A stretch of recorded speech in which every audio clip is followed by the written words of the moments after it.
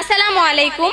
আমি তায়েবা ইসরাত প্রেমা পূর্ব নরবা পাবলিক উচ্চ বিদ্যালয় কর্তৃক আয়োজিত বার্ষিক ক্রীড়া ও সাংস্কৃতিক অনুষ্ঠানে উপস্থিত সকল দর্শকবৃন্দ, সকল অতিথি, আমার প্রাণপ্রিয় শিক্ষকগণ ও আমাকে যারা দেখছেন ও শুনছেন সবাইকে জানাই আমার পক্ষ থেকে আন্তরিক শুভেচ্ছা ও অভিনন্দন।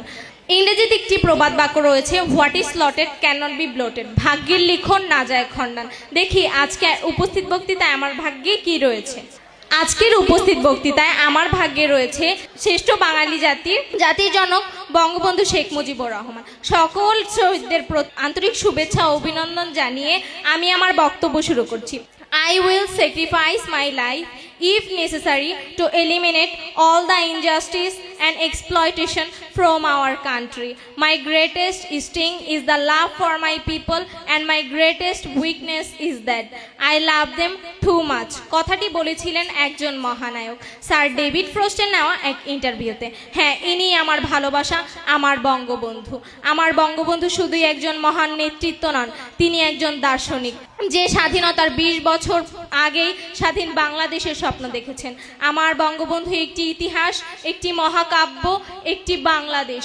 আমার বঙ্গবন্ধুকে নিয়ে জানতে হলে আমাদের ফিরে যেতে হবে গোপালগঞ্জের ছোট্ট গ্রাম টুঙ্গিপাড়ায়, দুরন্ত এক খোকার কাছে, যে ছোটবেলা থেকেই শীতার্তকে শীত বস্ত্র, ক্ষুধার্তকে খাদ্য দিয়ে বেড়ে উঠেছিলেন।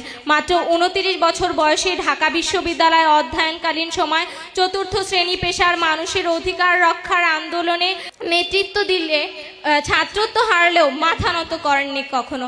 আমার বঙ্গবন্ধু তার দৃঢ় ও বলিষ্ঠ নেতৃত্বের মাধ্যমে আমাদের দিয়েছেন স্বাধীন বাংলাদেশ, যার ফলস্বরূপ তার 56 বছরের জীবনে 4682 দিন কাটাতে হয়েছে কারাগারের কালকুঠুরিতে।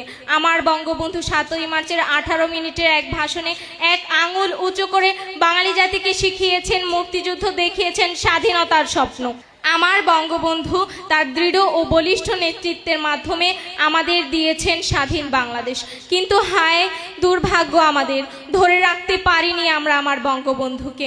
1975 সালের 15ই আগস্ট ঘাতক সেনার হাতে সব